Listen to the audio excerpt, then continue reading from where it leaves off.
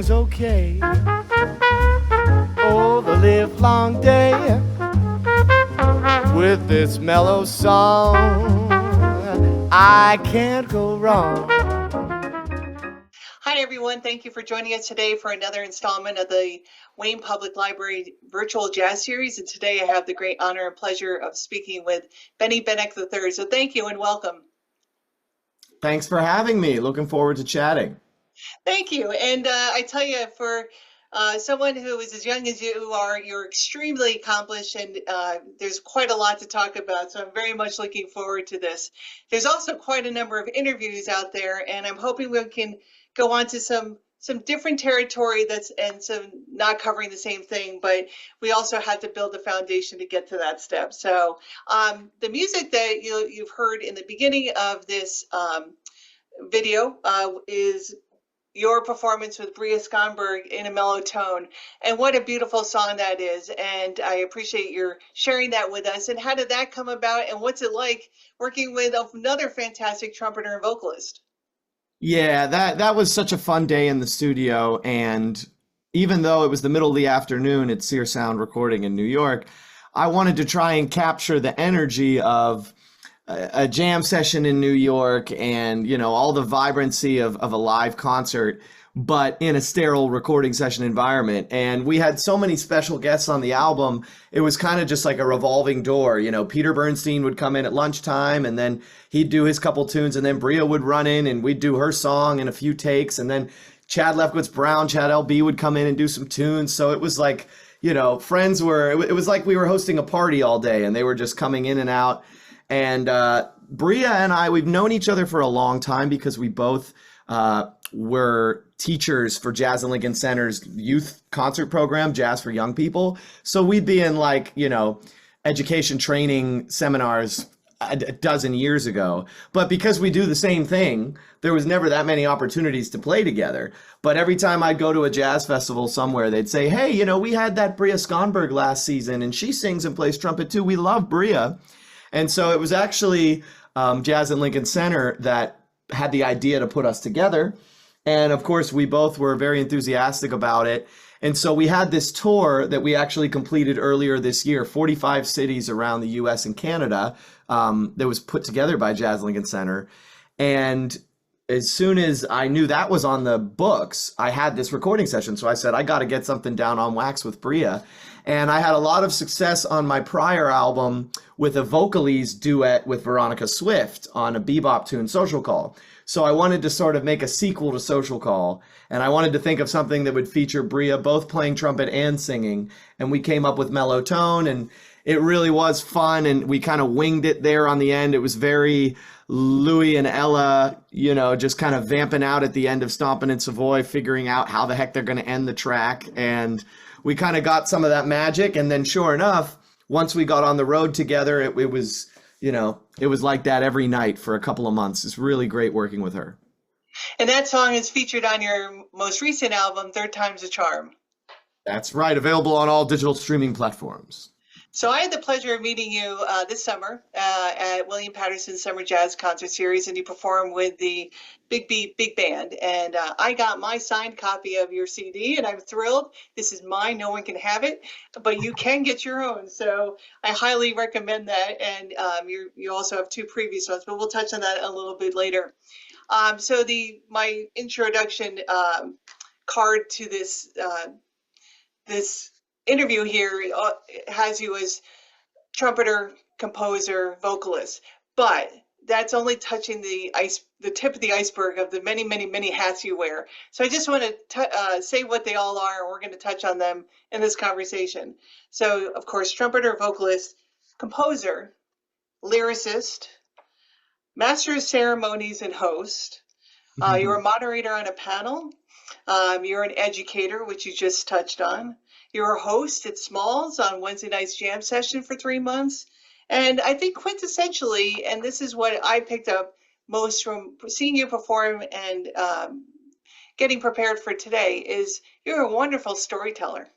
Well, I know you know a thing or two about that, sitting in a library. So, you know, I take the compliment coming from you. It's something that's a real talent to do. And it's actually, you bring to mind, Michael Bublé has that ability to tell stories. John Pizzarelli has that ability to tell stories. Derek Smith, a pianist from way back, was also a great storyteller. Always loved to tell the Jimmy Van Heusen story. But you have that ability to not only tell great stories, but also keep the banter, if you will, going throughout, and it engages the audience wonderfully. And that is a talent, or true talent. Well, I appreciate it. It's something that, I do think about or have put thought towards as far as my presentation over the years. And I've found, especially when you're asking the audience to, you're challenging them, maybe to go with you on a musical journey that might be like a little bit out of their comfort zone or out of their depth. I've seen it with other artists, and I learned a lot from being a sideman in other band leaders groups. If you're going to play a piece of music and you can provide some context and say, hey, when you hear this section in the piano, this is supposed to be, my cat's paws when my cat is running around the house. You could have a piece of music that's really avant-garde and contemporary, but every person in the audience, when it gets to that moment of the cat paws on the piano, they say, oh, this is creating a mental image. Like I have something I can relate to.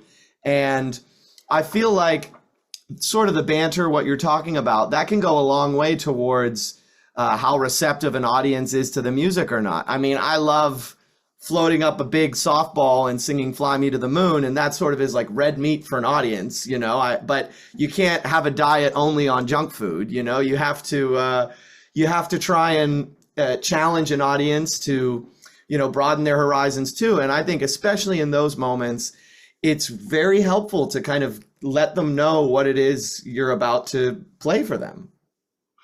You come from a long generational legacy of music in your family.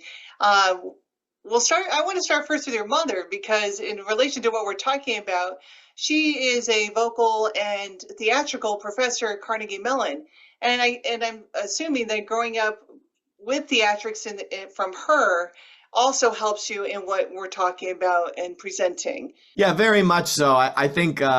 You talk about a lot of other interviews in media that I've done, and rightfully so, a lot of the focus goes on the namesake of my grandfather and my father, and we're all jazz musicians and 3 generations, and there's so much, so much fruit to bear from that. But sometimes the impact of my Carnegie Mellon School of Drama professor, Pittsburgh Symphony Orchestra, Marvin Hamlish singing mother, Claudia Benack, she's always like, hey, why didn't you say my name in the interview?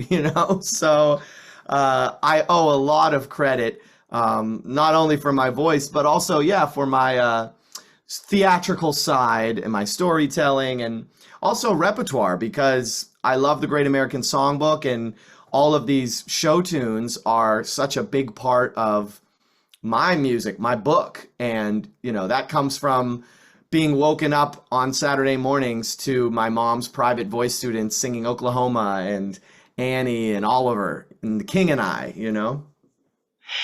Naturally, as a librarian, I'm a big fan of The Music Man, and I have to thank you for finally giving me and getting Ron Howard's version of Gary, Indiana out of my brain, because his version as a child, he's doing everything he was supposed to, but my God, it's an awful earworm. And thank you for giving me something new to listen to. Well, that's one of my favorites, and I also really love Till There Was You. That's such a beautiful ballad from that movie musical. It's one of my favorites. And you were performed in musicals in high school, did you not? I did. There oftentimes when people will say, who's a career, what's an archetype or a blueprint, or who's someone who their career path you admire. And apart from naming 10 of the most prolific jazz trumpet players out there, a guy that I always come back to is Harry Connick Jr. For his multifaceted nature, of course, and the way he sort of even transcended jazz music, and he was in film. But I've always had a penchant for, acting and the stage, and I had so much fun doing that growing up. And you could almost say that I'm trying to follow the Harry Connick Jr. blueprint of establishing yourself as a name brand jazz artist, and then from that branching off into Broadway and Will and Grace and movies, and he had a daytime talk show for a couple years there, and there have been a couple opportunities where there were recent Broadway shows and touring shows, like Bandstand, for instance, where they were looking for trumpet players to fill out these roles. And I was in a couple auditions, for shows like that. And it wasn't like I was totally out of my element. So, you didn't see me on Broadway, so I didn't book the role. But certainly, that's another side of being a performer that I love. And, we're talking about banter in between tunes and singing a song and telling the story. A lot of times I see a lot of similarities, and I think that's also why I sort of occupy a space sometimes between jazz and cabaret. And I perform at 54 Below in the city, and can perform in some of those settings where the storytelling is an equal partner as is the music. And you're not doing it just as a trumpeter or as a vocalist. You're doing it as both, and it's remarkable how much talent you have. So I'm a big fan, and I saw that one of your wishes is to have a late night show, talk show. So I would tune in easily. So I think you should have it and just talk to jazz musicians, so you can do a TV version of what I'm doing here. So. I would love it. I got the opportunity last year to play with Stephen Colbert with the Late Show, Tonight Show band, and it was just so much fun.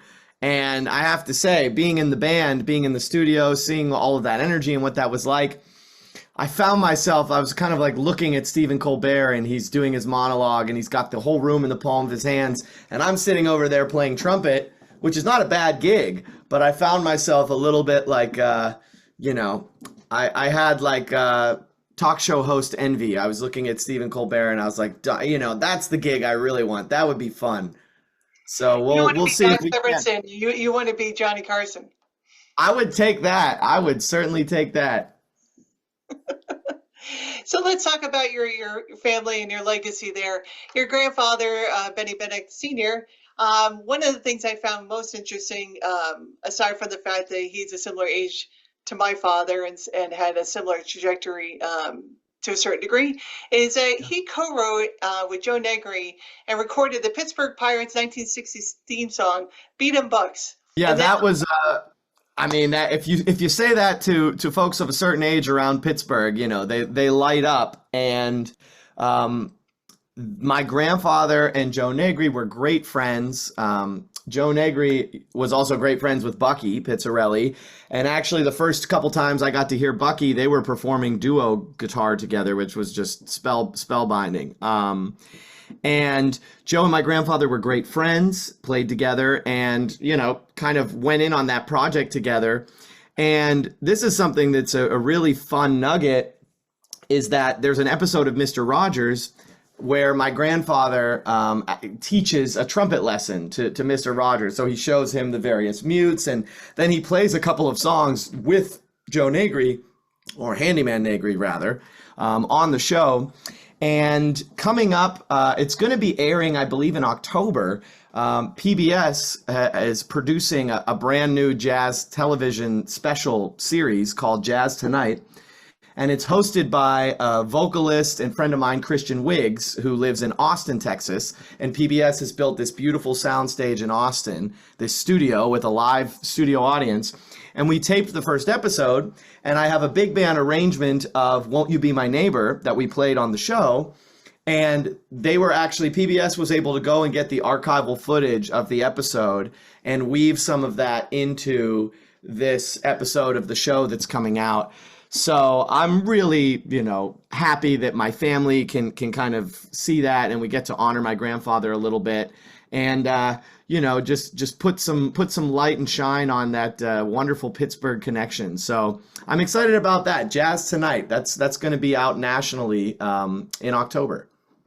Thank you for telling me. It's a wonderful episode. I really enjoyed seeing Mr. Rogers visit Negri's music shop It's delightful. And I don't know if you knew this, but there is another trumpeter who is also classically trained, which your grandfather was, and trained in jazz, who performed on Mr. Rogers' Neighborhood, and that was Wynton Marsalis. That's right, which is the other song that I recorded on my last album, It's You I Like, that he performs on the show with Joe Negri. And that's one of my favorite clips of Wynton. He sounds so, so gorgeous on that. I am a big fan of the piano trio, so I've always been a huge fan of Johnny Costa.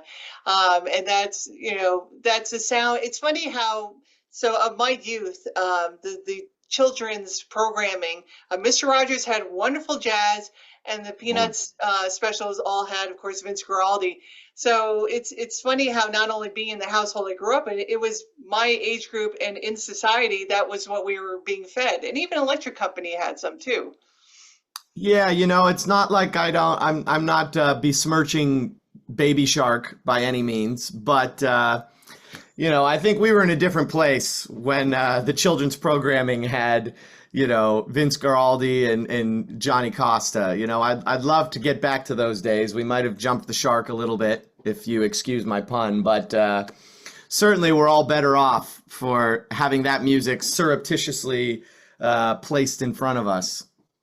That was a brilliant use of bringing Happy Days into there, bringing it back to Ron Howard and Gary Indiana. We've come full circle, so thank you for that. That was brilliant. I love Henry Winkler too. Come on. So you started playing piano when you were about 4 or 5, and at the age of 9, you were given your grandfather's cornet because it was the size of trumpet that you could play. That must have been a pivotal moment in your life, because obviously you haven't really looked back. Yeah, I mean, I studied piano for a few years before I picked up trumpet, and with varying degrees of success or dedication. My older sister Laura was actually she was the pianist. That we studied at a husband and wife duo, and Sue Zitterbart taught upstairs and Ralph Zitterbart taught downstairs. This was in Squirrel Hill in Pittsburgh near Carnegie Mellon. And the rule was you sort of would graduate from Sue and you would go down to Ralph downstairs.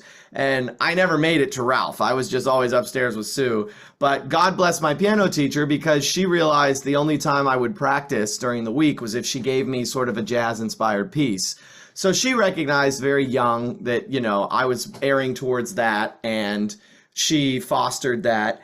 And then, once they sort of placed one of my grandfather's horns in my hands, it was like, King Arthur found his sword, and it wasn't such a chore to make me practice. I really fell in love with the 10,000 hours of sort of honing that craft. So I was fortunate that they thought to give me one of my grandfather's cornets, because the piano, it was a chore to get me to practice. I think you're cutting yourself a little short here, because I found a recording and I tried to go back and find it. I could not find it, but it was you with a bassist and drummer. You were playing piano and singing, and you're amazing. So please, you're also a pianist. We need to add that to your many hats. So I know I'll say you're humble then.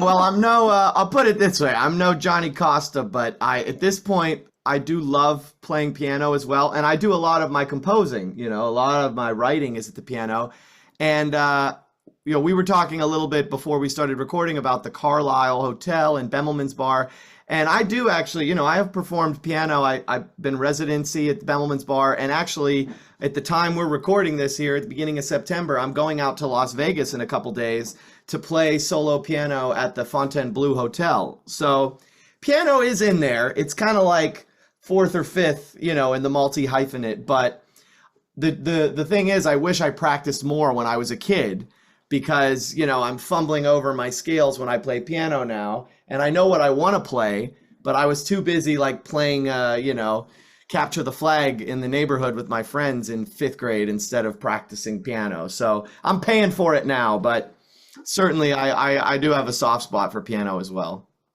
Well, we'll add that to your big growing hat collection here. Yeah. You mentioned your sister, by the way, and your sister Laura. She had a notation here that she created something with her partner Stephen Mertens called Bass Race, and there's I guess, an episode. It's Clowns Everywhere, and it's a ode to mimes. Would you like to tell me more about that? Well, that is that band is sort of a passion project with my sister and her husband, and Steven is also like a renowned animator, and he has done animation, whether it's digital or even like stop time animation. Like I've been to their house in Altadena in California, and it's like an old Disney movie where he has all these little, claymation figures. And he's done that for a lot of film and TV, and primarily like music groups, music videos. And so he uses those talents very well, his animation talents, for Bass Race. And a lot of the music that they record together has these accompanying music videos. And my sister was more of the black sheep in the family in that she was very musically talented. As I said, she's a better pianist than me and also a great singer, but she didn't necessarily inherit the ham gene that I got from my dad and my grandfather. So she didn't always necessarily need to be in the spotlight. And for her, she went to Carnegie Mellon, where my mom was a professor, so it was free tuition. She was a double major in French and business, and she's just one of these people that really can and does do a lot of things really well. She's just really sharp and really smart.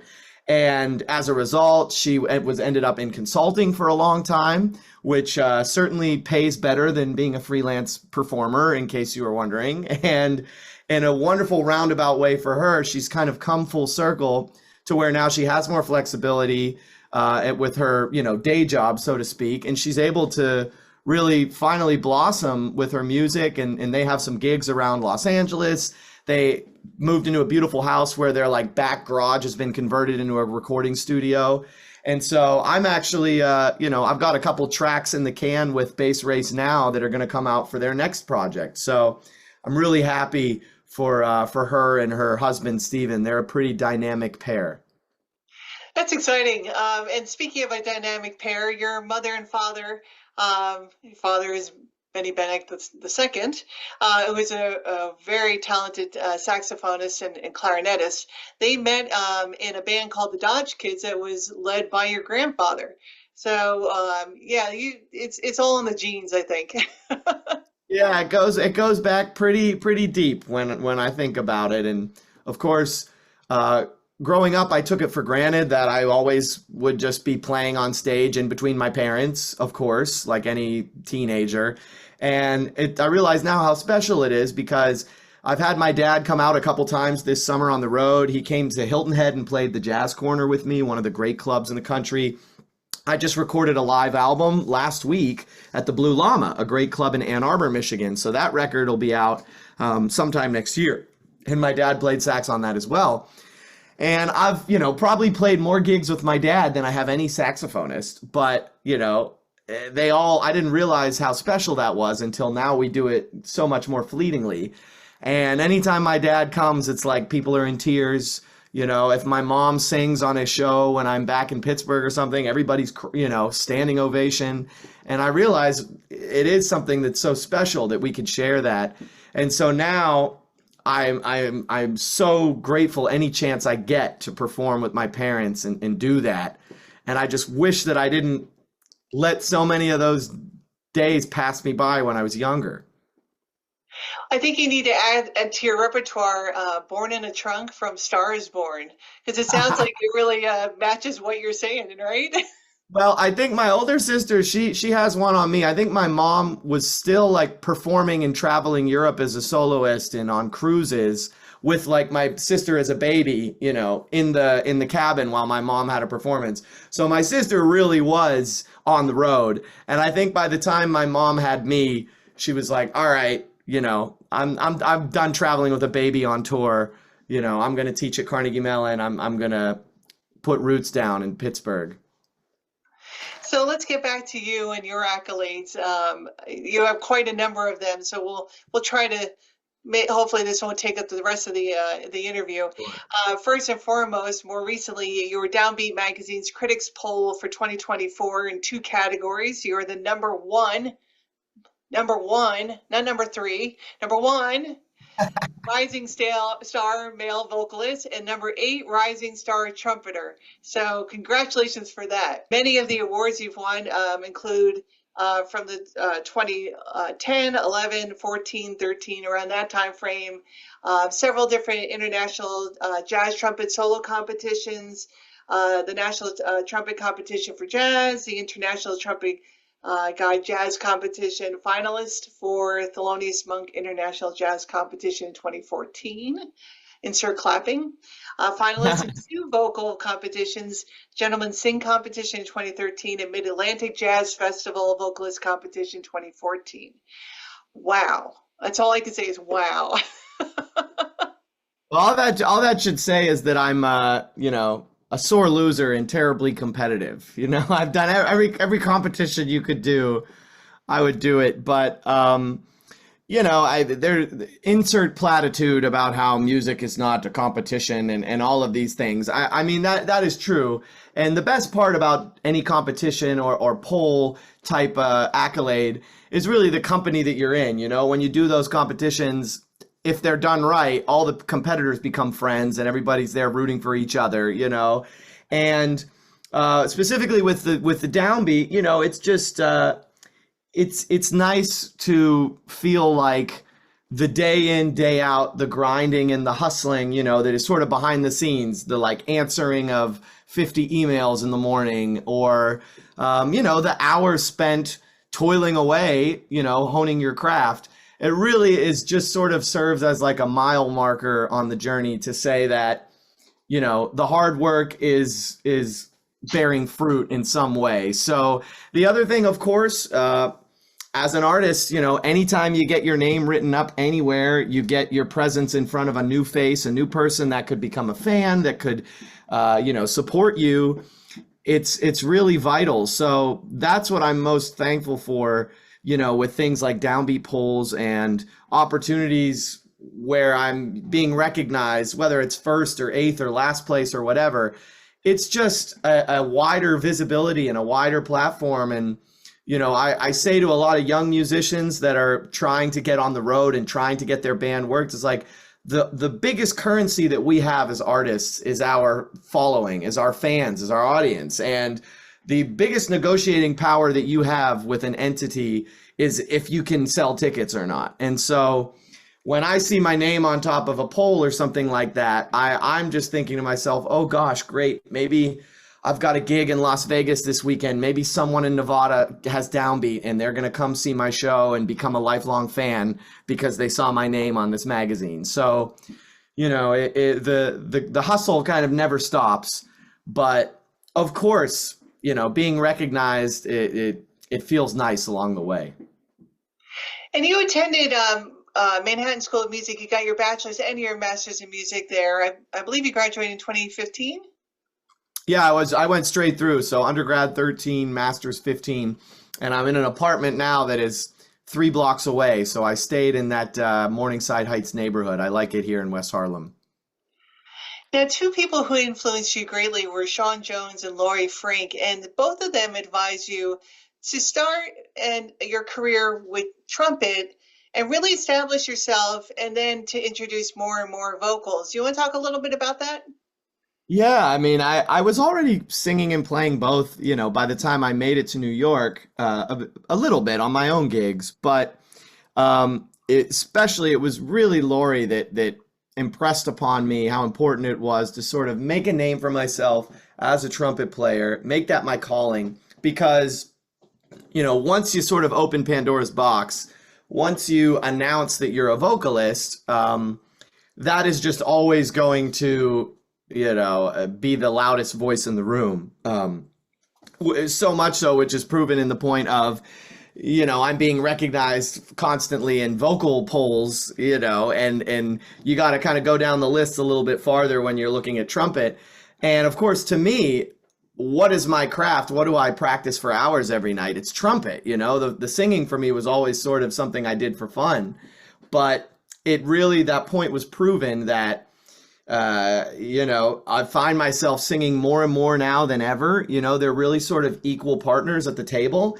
And I think if I had done that right out of the gate, it would have really kind of kneecapped a lot of opportunities for me to play with other projects and other bands and learn, apprentice from other elder musicians. Because once you're a singer, there's kind of like you're your own act, And for every Samara Joy that is 23 years old that wins a Grammy and is just right out of the chute, a fully developed product, I think I needed more seasoning in that regard. So the way we sort of had a slow rollout, it suited me quite nicely. Something I've talked about in other interviews is the fact that Nat King Cole always saw himself as a pianist first and a vocalist second. And the fact that God graced him with the voice of an angel, it superseded. And I had heard and read interviews where I think he just kind of still had those ties to being a pianist and really wanted to have that the focus. And it sounds like it's a similar thing to what you're saying. Yeah, I love, there's some old story, I'm sure it's a fairy tale at this point, but there's maybe some validity to it. The idea that Nat King Cole and Oscar Peterson, had some backroom sort of deal where, Nat King Cole said, well, I'm not going to play piano like you, but you're not allowed to sing like me. And there's a couple albums. It's one of my favorite like blindfold tests to do with people when you're at a party. And you say, hey, who's this singing? And you put on one of these records of Oscar Peterson singing. And they always say, unless they're really smart and they know, they always say, oh, Nat Cole, of course. And, that's the inverse version of it, right? Is that Oscar Peterson also could carry a tune, but he became renowned for his piano playing. So, we don't really get to choose which path illuminates for us. We just got to kind of walk down it. But, I'm grateful that I get a chance to do both, and it seems like people are receptive of both. I'll say that. Well, you have a wonderful voice, but I love your trumpet playing and your piano playing. I'm going to still contend you're a very good pianist. So when you're playing as a band leader and deciding what you want to put together, whether it's a duo or a trio, some sort of combo, or an orchestra, does your style of playing change for each one of those formations? Yeah, I think there is a lot. Energetically, there's a big difference between, like, for instance, standing in front of a big band and being in a quartet. There's just an intensity. Certainly, if you're playing trumpet, if I'm sitting back there in a trumpet section and you take a solo on a big band chart, your mindset's way different than if you're playing like a Jerry Mulligan, Chet Baker quintet, West Coast, soft-spoken kind of gig. It just requires different energy level. And also, you talk about storytelling. I think a lot about sort of the arc of a set of music, and if it's 45-minute set or a 60-minute set or a 75-minute set, I want to kind of imagine this sort of, roller coaster where you're sort of building the intensity and you get to a high point of the set and you have a ballad, you have an emotional moment, and then the release is sort of like the fun Sunny Side of the Street jam tune at the end, to send everybody into the aisles smiling. And I think a lot about that. And then you couple that with what the band format is, and you have all these other different musical personalities to manage.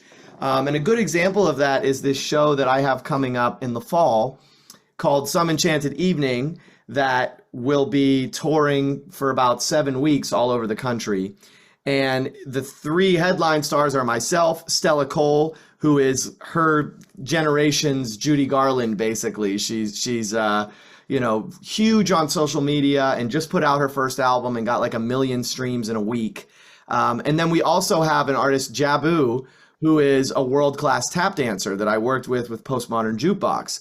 And so I have to figure out, that's a lot of different musical flavors.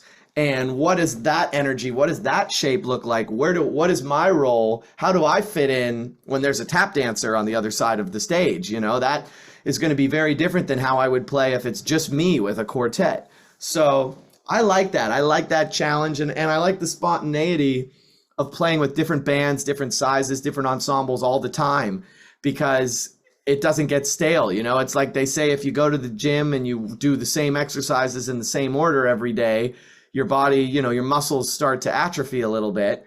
And I feel like that is a performer. So I love the idea of being a freelancer, in that on Tuesday I can be in William Patterson with the Big Beat Big Band, and then the next night I might be at Small's Jazz Club with a quintet playing the music of Wayne Shorter. You know, I just love that variety, and it forces you to always kind of put on a different hat. I'm going to put in a request, please, for you and Emmett Cohen to record an album together and then go on the road together, for the very reason that I know you guys have known each other, I believe, since you were about 15. You've kind of grown up in the business together. But there is a recording of the two of you playing I Can't Get Started, and that was dedicated to your grandmother, Gretchen Benack. And it is unbelievable. And it's just the two of you. And there's something super, super special. There is just a magic in that recording. And what I love about watching musicians playing together, because you guys weren't playing for the recording, you're playing for your grandmother and her memory, and you're playing for each other because your expressions tell it all. You're giving the wow expression, you're giving the exhalation of you know, and when anytime you see a musician give the head shake, you know, on the bandstand, it's the indication that you guys are all tapped into each other. You are all tuned into each other, and you're listening and feeding off of that. And it's absolutely incredible. So please, please, please, will you and Emmett record something and then perform and go on. That's a wonderful request, and I could beat you to the punch, because I've had my heart set on that for a long time. I think a lot about the albums that Tony Bennett did with Bill Evans, which are, you know, desert island picks for me. And I've always said that to Emmett. I was like, okay, you know, I know you're busy, you know, setting the world afire with your trio, and, you know, we've all got a lot of coals in the fire. But at some point we have to do a tribute, you know, Tony Bennett with Bill Charlap, Tony Bennett with Bill Evans. And I do really think of Emmett, you know, as sort of my twin flame or my soulmate musically. And I think those are out there. We all can think of, you know, partnerships, whether it's drummers and bass players or pianists and vocalists, you know, in the same way that you only have a limited number of maybe like great loves in your life. There's only so many musicians that you walk into a situation with, and it's even the first time you play with someone, there's just some sort of connection, or, you know, where Emma and I have always had this together, but it's only grown stronger over the years. And it's this idea of like finishing each other's sentences musically. And it's like we know each other so well and our musical personalities that it's like we make these decisions spontaneously together. And those are those kind of moments of magic that are unscripted, that you could have really talented musicians play together and it's going to sound great. But those sort of like hair on the back of your neck standing up, like, whoa, how did we both know immediately to modulate up a half step out of nowhere? And it's just like, well, this is sort of a special connection. And, you know, I'm grateful. I haven't found my true love romantically yet in life, and it's getting a little late in the game maybe, but I'm grateful I at least found, you know, a musical soulmate. You also have a great chemistry with Christian McBride when you're playing Gravy Waltz. And there is just so much fun in that recording and the interplay between the two of you. And you're playing something and he's picking up on it, and it's like tossing a ball back and forth. It's just so much fun to watch. And that is the beauty of being able to capture these things, but also the spontaneity of it too. It's just thrilling. It really is.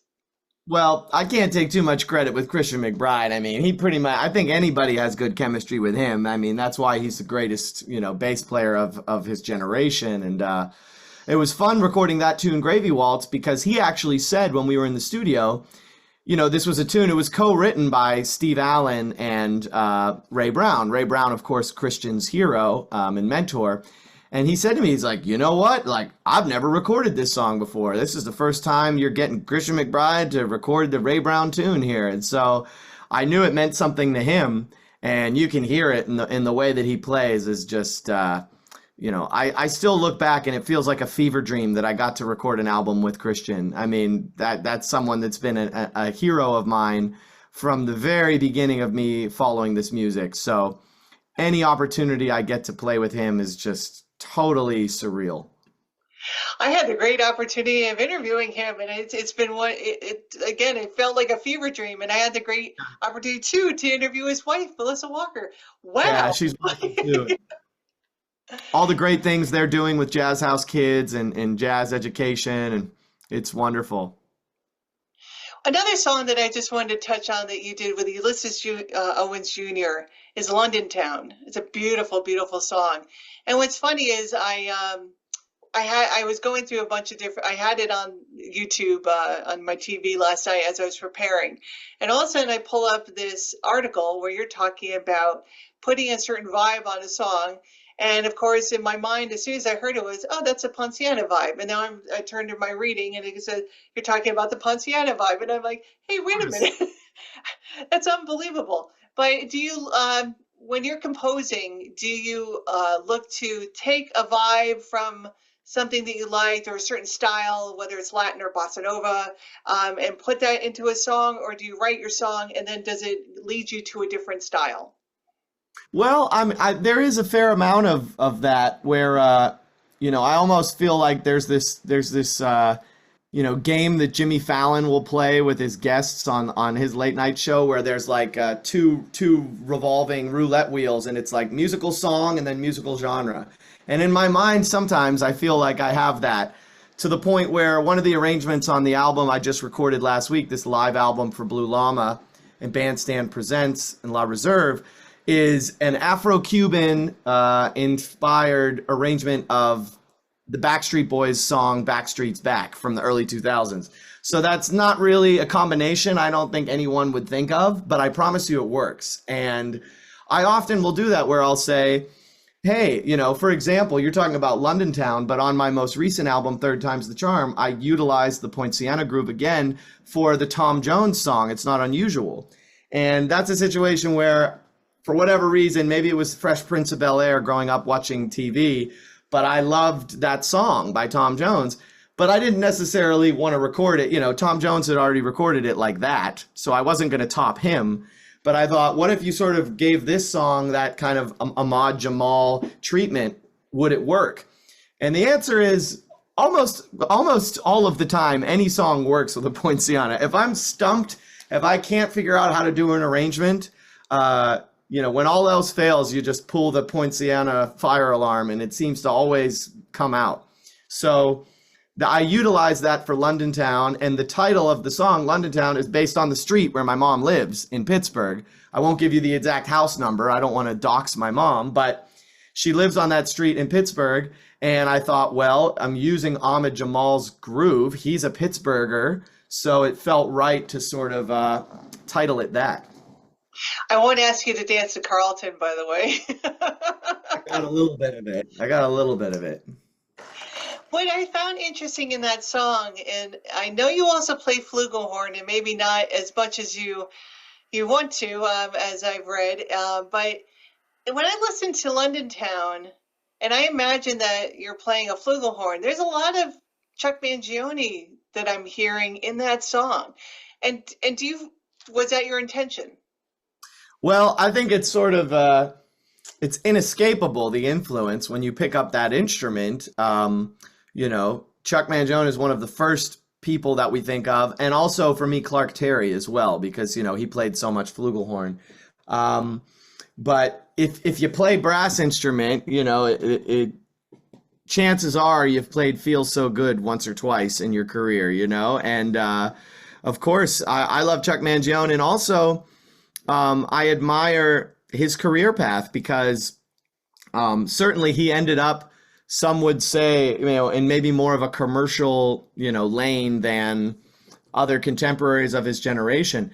But his musicality did not suffer at all as a result of that. I mean, there are early recordings of him playing with Art Blakey and the Jazz Messengers. So, no one could ever poke holes in his, jazz acumen and his ability and his chops on the instrument. He's just a marvelous musician. And I think about that a lot because, you know, my music covers a lot of ground, and I don't run away from the notion of my albums being good music for mom to cook dinner in the kitchen, you know, or like I like the fact that some of my music is maybe more in like a really sort of commercial and easily palatable lane. I'm not ashamed of that, but also I love to go down to Small's Jazz Club in the West Village and play, you know, 1968 Miles Davis second quintet version of Joshua that is really, really exploratory and, you know, just totally free. And I love all of that. And I think sometimes in our, especially in New York City, which is such an intense bubble, the jazz community here, I feel like musicians feel pressure to kind of out hip themselves. And I am inspired by people like Chuck Mangione and also Chris Bodie, for, you know, a modern contemporary name, of people that, you know, are comfortable playing music, playing pretty for the people, if for lack of a better term, but also not letting their musicianship suffer because of it. So I admire Chuck Mangione. So, you know, it may even be more subconscious than I think when I pick up the flugelhorn. Will you be playing more flugelhorn on some of your recordings or in your shows? Well, it's always like you said, it's something I wish I could do more, but we were also talking about this before we hit the record button. Traveling as much as I do, I've learned the hard way to make myself as portable as possible. And unfortunately, that means a double case with a flugelhorn and a trumpet that isn't going to fit in the overhead of every plane. Is just a nightmare scenario. First of all, I don't want to get off the plane after checking it and realize my flugelhorn's dented up and I can't play it. Second of all, I don't want to land in Copenhagen and have a concert that night and my trumpet's in Heathrow in London. So, you know, if I had a private jet and I could just leave my flugelhorn there with me at all times, I'd lug it around the world with me. But usually it's really just a matter of convenience and traveling light. And actually, when I was performing a lot of music from the second album and the first album where I recorded flugelhorn, and even on Third Time's the Charm, there's some flugelhorn too, my most recent album, I would actually go to different cities. And if there was a trumpet player in Detroit coming to my gig or a trumpet player in Portland coming to my gig, I say, hey, buddy, do you have a flugelhorn I can borrow? I need a mouthpiece too. So I love playing that instrument, and it does bring out a different character. But it's really, honestly, it's just a byproduct of like, I can't carry two instruments, you know? That's a very legitimate concern. And, you know, the portability allows you then, I had read in another interview, to be able to show up and pick up the rhythm section of the local musicians there and have a wonderful experience. And that's a great thing. You like to travel, which is fantastic. And you're able to connect not only with these wonderful musicians and get tapped into the local scene, but also to meet the audience members of those areas. So I applaud you for that. Yeah, well, I like I said, I'm definitely a Rolling Stone at this point. But to your point, if I get a big tour bus one day and, you know, I'm able to travel with a little bit more of an entourage, I would love to have the flugelhorn at my side every night, you know, because it's just a different character, you know, it tells a different story than the trumpet. So when you sit down to compose, whether it's at the piano, which is what I believe a lot of musicians do, and you're thinking of a song, are you thinking, okay, this is going to be a trumpet song for me, or this is going to be one of my vocal songs, and now I'm going to come up with lyrics for it? Like, how does that all come together? Because you've got many different, your brain's sliced up in many different ways, in a good way. Yeah, well, my process oftentimes for writing is I use another song that I love or a performer or something is sort of a blueprint. So if it's a vocal tune, I might say, well, I want to write a song that sounds like Cole Porter wrote it, which means, okay, I'm probably going to have a verse that's in a different key that sort of sets up the main song. And then I'm going to have a song with like a 32 bar AABA song form, and that will sort of inform me. And so I sit down and start playing the chords, and I know that it's going to be a vocal tune. Whereas the other part of my brain might say, all right, I want to write a tune that would sound like it was recorded on a Horace Silver album in 1966. So I want to write like a Caribbean Latin jazz style song. And so I will think of sort of Horace Silver isms that I can sort of plunk out on the piano that's going to inspire me to go write something original. So I'll give you an example. On my upcoming album that I just recorded, one of the songs that I play with my dad is paying tribute to Roger Humphreys, the Pittsburgh drummer that is sort of the godfather of the scene in Pittsburgh now, but played with Horace Silver for many years and recorded most notably on Song for My Father, Horace Silver's big famous song. So I could have just done that and played Song for My Father with my dad, which would have been enough of a cute story, right?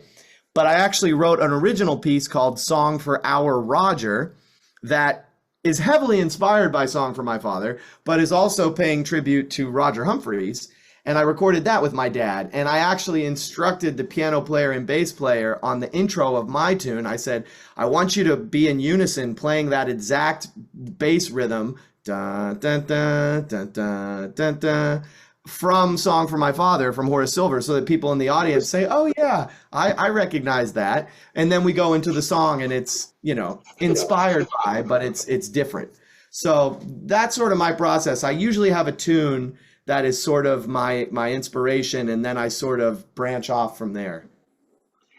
I wanted to mention earlier, there's a wonderful recording during the pandemic of you and your father with the Benny Benack big band during the pandemic, and it's just a wonderful recording to see you and your dad playing together. So everybody needs to go check that out as well. Yeah, that was special. It was you mentioned I Can't Get Started. I dedicated to my grandmother. My dad had kept the legacy of my grandfather's band, the Benny Benack Band, for many years. And his brother, my Uncle Flip, runs a sound production company in Pittsburgh and also plays the drums. So, my dad and his brother kept the band going all these years. And it was actually during the pandemic, the summer, and my grandmother's health was flagging. And my dad kind of knew that this might be the last opportunity for her to hear all of these charts that my grandfather played, live.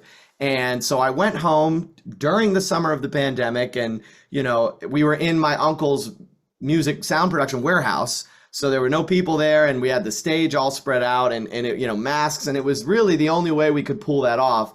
And I remember my mom was a little, upset that I had the gall to travel during the height of the pandemic, but it was something that I really wanted to do for my grandmother, and we pulled it off, and nobody got COVID, I might add. So we lucked out, certainly.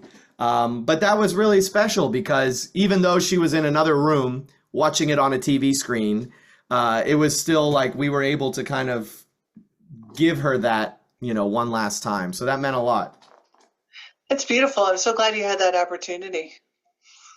Me too. One of the other things I want to talk to you about is your scat singing. And I'm just curious because that's a great skill to have as a vocalist.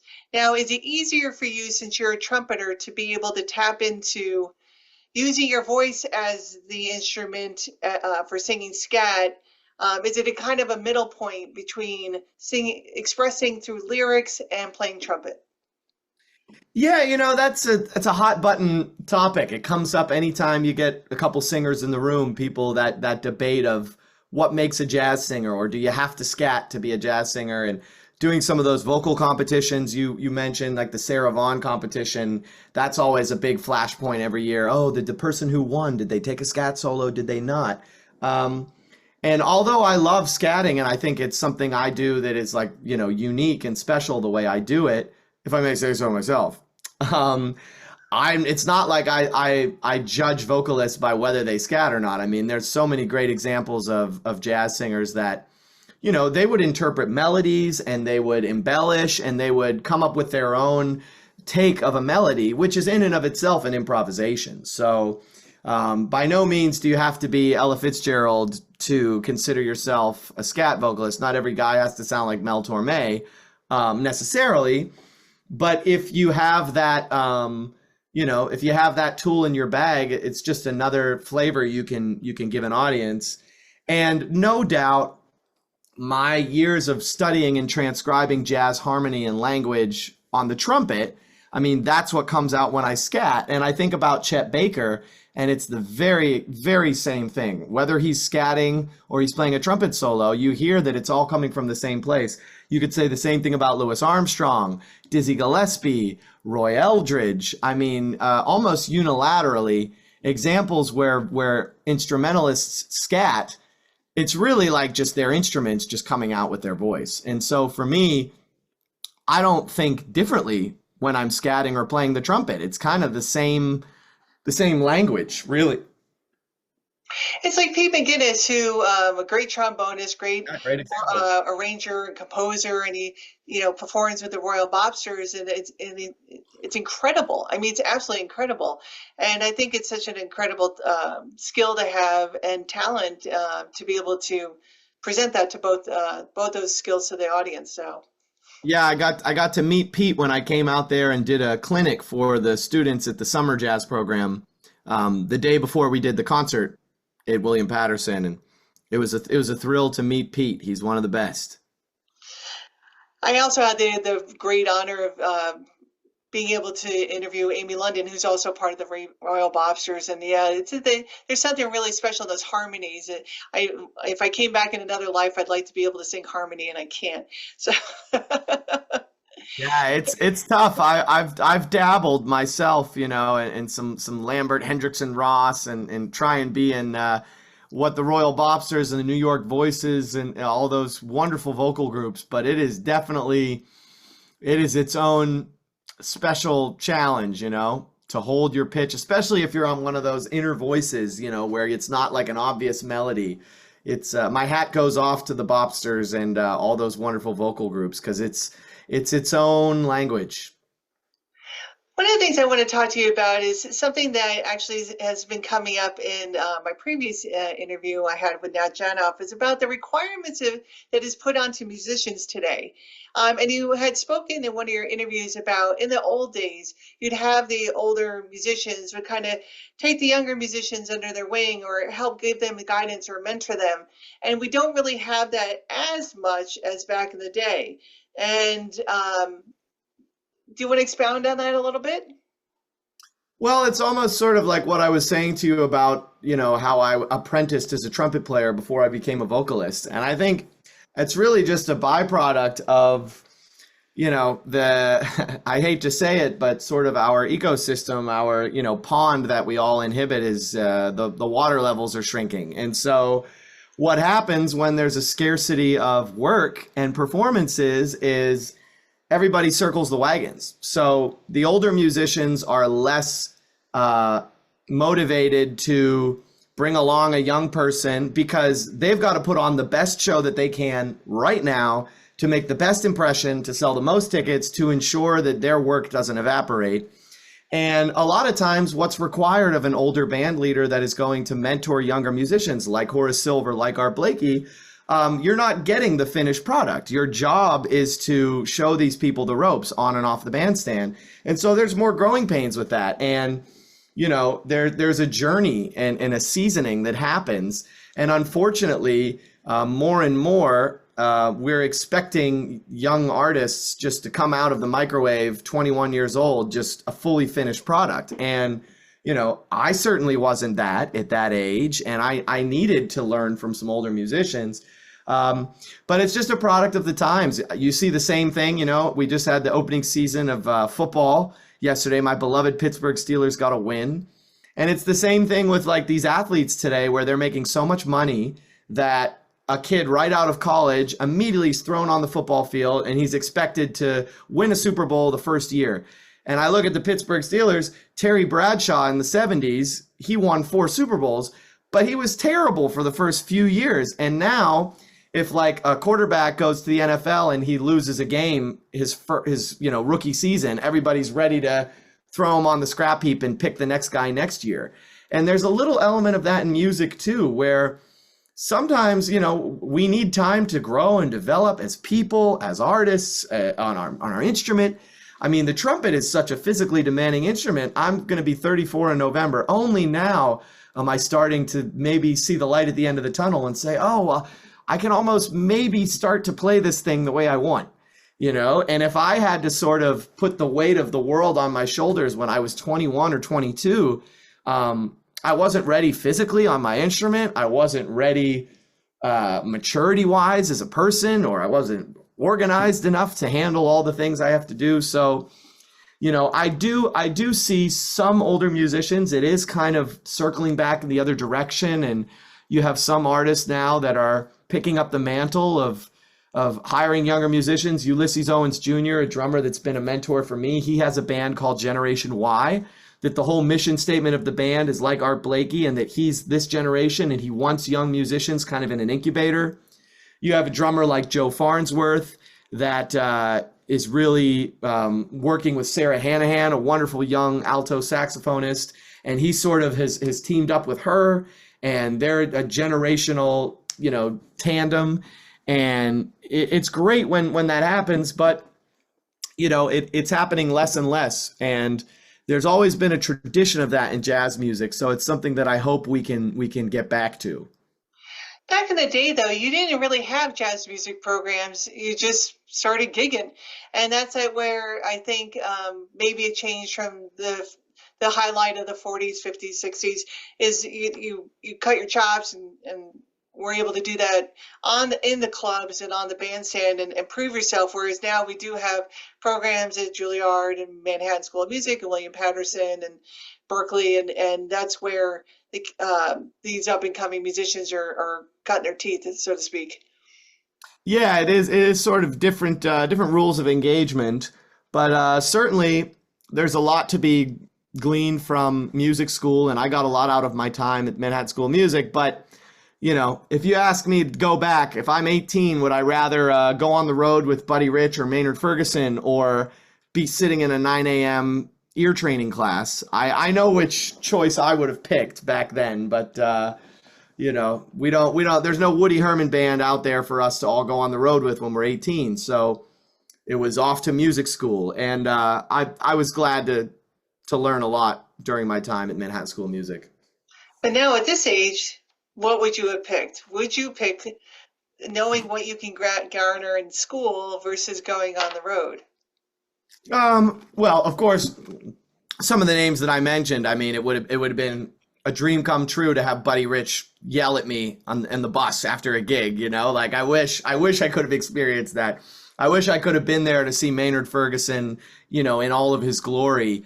But, you know, at this point, I've had enough midnight sleeper bus, you know, 12-hour drives to Europe, to a hostel where there's no hot water and you got to go straight to a sound check and you're sleeping in a room with 5 other guys. I mean, I've had the road experience, so I like my amenities. So maybe at this point I would have taken my cozy apartment in New York and just go to class. But certainly, you know, those tales of being on the road and those adventures, you know, you earn your stripes. It's an honest answer, so thank you for that. Yeah.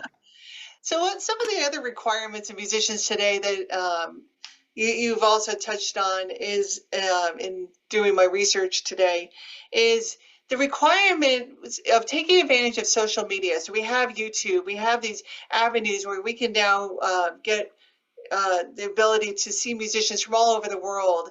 But you're now required to be your own musical, this is a quote from you, to be one's own musical director, booking agent, tour manager, PR specialist, recording engineer, and editing team. But that's the way the industry is these days. And that was from an interview you did with BroadwayWorld.com. And it's true that I think not only is that the expectation of the young musicians, but do schools even teach you how to do this, or is this something else you have to pick up on your own? And you know, it's like you said, it's the smaller pond or a smaller fish in a bigger pond, because now it's an international pond, right? Yeah, I think maybe my generation, I was probably the tail end of, you know, none of those things being a part of the curriculum. You know, I think the time I was in my undergrad, Manhattan School of Music, we did have like, music business courses, and we did have some classes where we discussed, your career off the bandstand. But, 2009, 2010, it was still like prime Facebook, and certainly pre-Instagram and pre all TikTok and all this world we're in now. And it was more like, do you have a functioning website? Do you have a business card? Things like that. And the game has shifted so much now.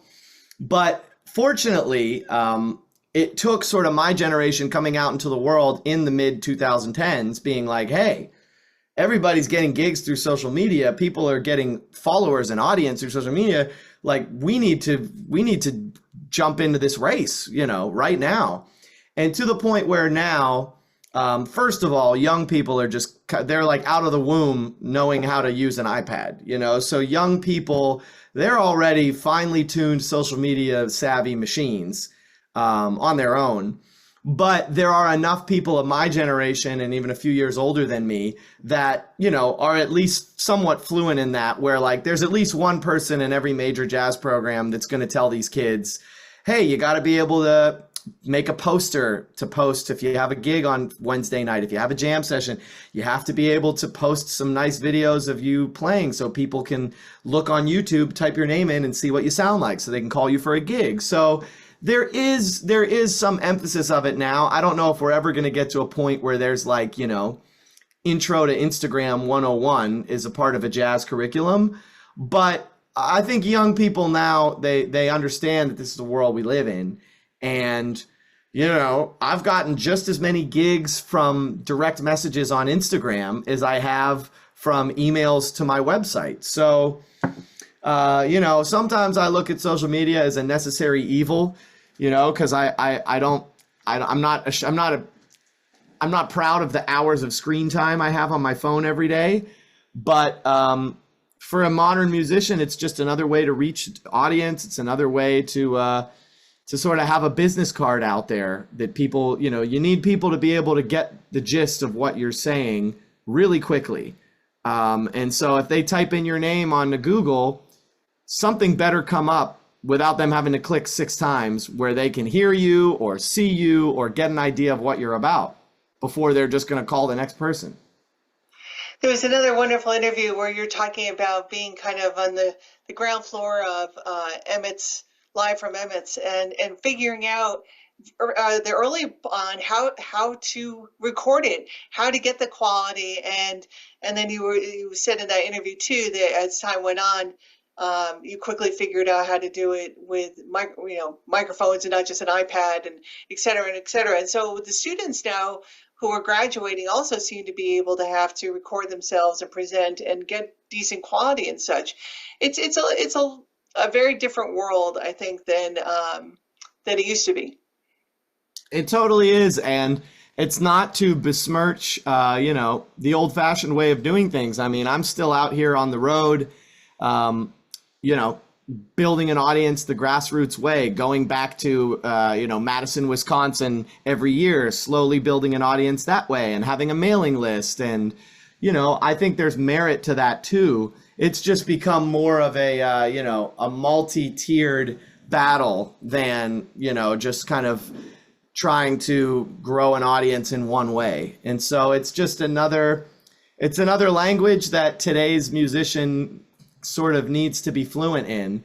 And I think now more than ever, we have to be bilingual as it pertains to being an artist. And, it's daunting and it's a lot of work, but if a young person is able to, shift gears and do all of those things for themselves, then they'll absolutely have, a rewarding, supporting career. But you got to be able to at least have a handle on all of those things. It's fascinating how things evolve, and I'm curious to see how they continue to evolve. So we'll only be able to watch and enjoy it. So yeah, stay tuned. Who knows? With AI could one day there might be an AI trumpet player ready to come take my gig. So I'm not holding my breath with this technology here. I hope I passed away by that point. So. I don't know. They could be coming tomorrow, the way this thing's going. We'll see. Well, I can't thank you enough for taking the time to chat with me today. I just want to talk about some of your upcoming events. You had already mentioned about the Some Enchanted Evening. A little blurb about that as a reminder is it's an experience that pays homage to the enduring legacy of Broadway, bringing together music and dance in a way that resonates with audiences of all ages. Your New York dates are in mid-November, so please check out. There's a website devoted to Some Enchanted Evening. And then you also have in September some upcoming shows. And I'm actually exhausted looking at all these dates. You have probably about a dozen of them. And they're in New York, in Pennsylvania, and then all of a sudden you're in Las Vegas. And then you're back in New York, and then you're in Ohio. And then you're back in New York, now you're in Chicago. And then you're back in New York, and then you're in Norway. You know, it's just really an incredible thing. So I'm happy to see that there are a lot of dates here in New York City, and I hope the travel is not so strenuous on you. Yeah, well, the beauty of the frequent travel is you get status on the airline, and it makes it a little bit cushier. When you get that seat that reclines all the way back, or you get to have a hot meal in the lounge before a long flight, it does go a long way when those miles add up. So, I try to pamper myself when I can on the road there, but lot of miles, that's for sure. Well, in this recording, you'll see when this ends, there is all of Benny Benack's social media contacts. So please follow him on YouTube, follow him on Instagram, everything. It's just a wonderful and entertaining, truly, to follow you. So one thing that I wanted to add here is you bring a lot of fun and joy to your playing and your presentations. And that is an extra, there's a joie de vivre there. And it brings to mind someone who's like Monty Alexander or Gene Harris. There's an infused happiness and joy that when you listen, it might as well be spring for Gene Harris. It's magic. And you bring that to all your performances, whether it's a ballad or whether it's an upbeat song. And I want to thank you for that. Well, I appreciate that, Patty, and I'd be lying if I said it wasn't, part of my mission statement, but certainly the artists that inspire me, the ones that you've mentioned, Monty and Gene, were two huge heroes of mine growing up, but also Clark Terry and Dizzy Gillespie and Louis Armstrong, and these artists that were not afraid to entertain and uplift as well as be virtuosic musically. And I always joke when I meet somebody who is like a first responder or something of that ilk, and I'm like, well, geez, you're dealing with life and death when you go to work every day. Like, your job is a little more high stakes than mine. I get to do what I love. But I do really feel like music, and being an entertainer, it occupies a vital space in that, it's therapy for people, and we're saving souls just in a different way. So if I can do that, if I can touch people in that way, then it's not such a selfish, vain profession. I feel like I am sort of helping people. So I really do strive to make that connection with audiences, because I want to feel like I'm, giving people something to take away from the show. Well, it's not if, it is. You are doing it, and it's incredible. And I tell you, with the pandemic, because a lot of your interviews took place in the pandemic, and kind of revisiting that time frame, music is what got me through it. It truly was my salve and my therapy and everything else to really give me a comfort level. So where I know that it was challenging on the musicians to be able for them to share, and for those of us who desperately took advantage of being able to participate, it really got us through a very challenging time. Yeah, I mean, I'm grateful, for the association with Emmett's Place, especially because anywhere in the world, literally anywhere in the world at this point, someone comes up to me after a show and says, that Emmett Cohen, those live streams, that got me through it, and so, I know Emmett feels the impact of what he did for people, but even just kind of tangentially to have people come up and express that all around the world really kind of hammers that point home. Well, thank you for sharing your music and your talent, and I look forward to hearing you perform again live soon. And thanks again for taking the time. I really appreciate it. Yeah, Patty, thank you for your due diligence, and I hope to make it out to the Wayne Public Library to come see you sometime soon. Thank you. In a mellow tone, feeling fancy free, and I'm not alone. I've got company. Everything's okay. Oh, the live long day with this mellow song, I can't go wrong.